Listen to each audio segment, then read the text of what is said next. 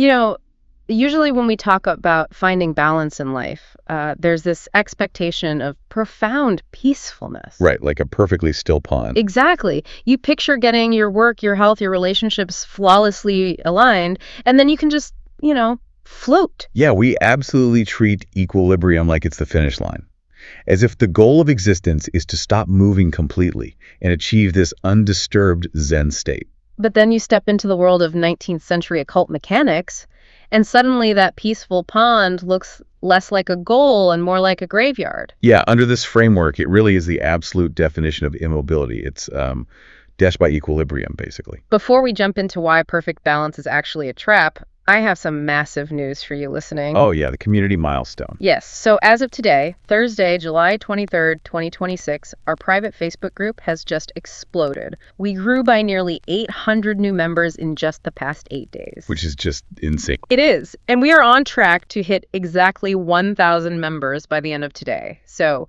to all the new curious minds joining the community, a huge welcome to you. Welcome, everyone. We are so glad you're here for this deep dive. So today's source material is an absolute mind bender. We're digging into excerpts from the Kinetic Arcanum, Polarity, and the Rhythm of Existence. Specifically, we're looking at Eliphas Levy's Key to Unit 1, Movement, which was curated by Ben Hod. And our mission today is to completely shatter your understanding of what it means to be balanced. We're going to explore why striving for that perfect, stress-free stasis is actually holding you back, and how mastering a deliberate rhythmic imbalance is the real secret to moving forward.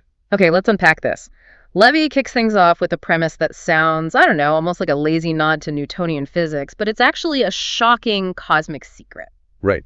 He argues that if two opposing forces are perfectly equal, it doesn't create peace. No, it creates the negation of life. Exactly. And to really grasp the mechanics of that, we have to look at the words themselves. Take the word equilibrium. Okay. It comes from the Latin equus, meaning equal, and libra, meaning balance or scales. Now, for most of us, perfectly equal scales sound incredibly soothing. Yeah, very zen. But for Levy, rest is for the dead. True balance isn't a sleepy hammock. It is a fiercely dynamic, white-hot tension. Wow. It's a perpetual wrestling match between two titanic currents. Wait, so the goal isn't stillness at all. How can tension possibly be a goal? That just sounds exhausting to me. Well, it does sound exhausting if you view life as a state of being rather than a state of becoming. Oh, becoming, right. This brings us to the concept of kinesis, the Greek root for movement. Kinesis always implies a transition from potentiality to actuality. Something is constantly being forged. So if you freeze the scales in a flawless 50-50 split, nothing can become. Precisely. Levy argues that achieving that crystalline perfection gives you a system that is indistinguishable from a corpse. I mean, I think I see what you're saying. It sounds a lot like the mechanics of walking. Oh, how so? Well, think about it. When you walk, you aren't perfectly balanced. You are technically just throwing your weight forward and catching yourself from falling over. Right, yeah. You have to be off balance to move forward. That is a brilliant analogy. You are intentionally creating a kinetic deficit. Yeah. And Levy actually has a specific term for that controlled falling. What is it? He calls it the alternate preponderance. Alternate preponderance. Okay, that sounds intense. What does it actually mean? It comes from the Latin preponderare, which means to outweigh or to matter more. Okay. What's fascinating here is how Levy turns the universe into a continuously self-correcting machine. Magic, and life itself, isn't about eliminating conflict. It's about orchestrating a rhythmic tilt. Exactly. Yeah. You let one force dominate, then you deftly pivot to let the other take the wheel, like a boxer shifting their weight to throw a punch. Because if their weight is perfectly distributed on both feet, They have absolutely no power. so you lean into the friction. But why did Levy view the universe this way? Was he just being dramatic, or is there a reason he saw reality as this, continuously self-correcting machine? Well, you have to look at the chaos right outside his window. He wasn't just sitting in an ivory tower philosophizing. Right, his background is super important here. Yeah, he was born Alphonse Louis Constant. He was a disillusioned former radical priest. Who actually lived through the bloody failure of the 1848 revolutions in Paris. He watched the streets literally tear themselves apart. He did.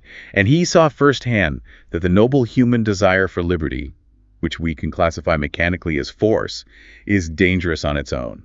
When it lacks a balancing counterweight, which is form. Right. When force lacks form, it curdles into a reign of terror and extreme violence. And just to be clear to you listening, we are looking at the historical mechanics of his philosophy here. We are not endorsing any political side. Absolutely not.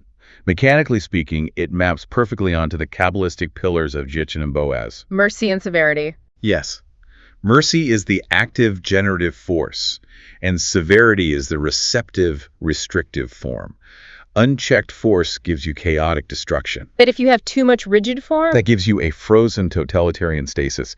It's a dead rock. here's where it gets really interesting, and I have to push back a little, because this entire concept culminates in Levy's most infamous creation, The Baphomet. the sabbatic goat. I mean, people literally view that image as the ultimate symbol of evil, and you're telling me it's just a diagram for physics. It is entirely a physics textbook, despite its modern reputation.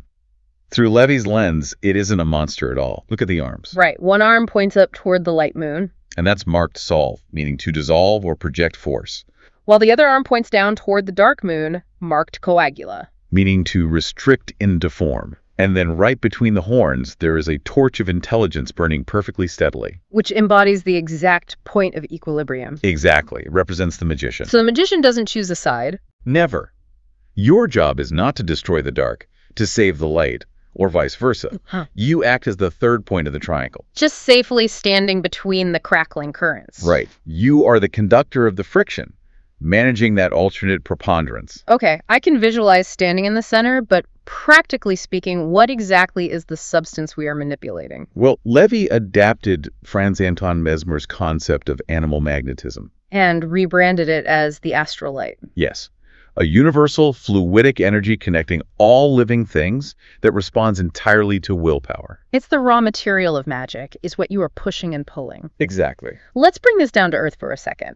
The source text has this brilliant anecdote about applying this to career dread. Oh, I love this example. Right. If you feel deeply trapped in a soul-crushing corporate job, your instinct is to fight the system directly. Which mechanically just creates more friction. You're meeting force with force. Exactly. Levy says you apply an equal calculated weight to the opposite side of the balance by reclaiming your personal sovereignty. Because the cosmos is lazy. If you pull one string, the universe corrects its posture. Right. You cultivate an equally intense clarity or passion outside of work, and the external situation eventually has to shift. And to make that shift happen, to fill a scale, you need space. Which implies that if you want to bring something new into your life, you have to create a void for it. Which brings in the Kabbalistic doctrine of Tzimtzum, right? By Isaac Luria. Yes, God had to literally contract and pull away to create a void so that reality could exist. Because if everything is entirely full of light, there's no room for anything else. Exactly. You need a void to provide room for the plenitude of being. Oh, it's like a sculptor. How so? Well, you don't paint reality onto a blank canvas. You chisel away at the primordial fabric. The art is the void that's left behind. That is a perfect analogy. The text even mentions the Hebrew word chakak, meaning to engrave. So if we connect this to the bigger picture, it completely changes manifesting. You can't just amplify force. No, you have to deliberately carve out a lack, a Well- shadow, so the plenitude of being has room to rush in. Okay, so I carve out this void in my life. I create the boundary. But how does nature actually fill it? It operates as a massive breathing engine. Levy asserts that all of nature is bisexual. Now, wait, the text makes it very clear here. We have to lay aside modern social ethics. He is not talking about human identity. Absolutely not. We have to look at the Latin roots. Natra means that which is about to be born. So it's an energetic framework. Yes. The active, projective principle wisdom depositing into the receptive formative vessel understanding. Without opposing poles, there is no spark. And this constant exchanging of energy between poles creates what we perceive as life and death, which is just an illusion. Exactly. Solve et coagula, which you borrowed from Paracelsus. Dissolving form looks like death. And coagulating form looks like life. But the Hebrew word for life, chayim, is plural. Because it's a continuous, unending loop of transmuting energy. Nothing is ever destroyed. So what does this all mean for you listening? How do you actually use this perpetual motion machine? It comes down to the economics of magic. Power is a perpetual exchange. From the Latin exchanger. Right.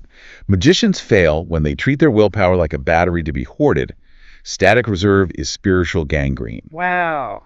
Power is an alternator. You must continually discharge it through action to create a vacuum. which pulls energy back from the cosmos.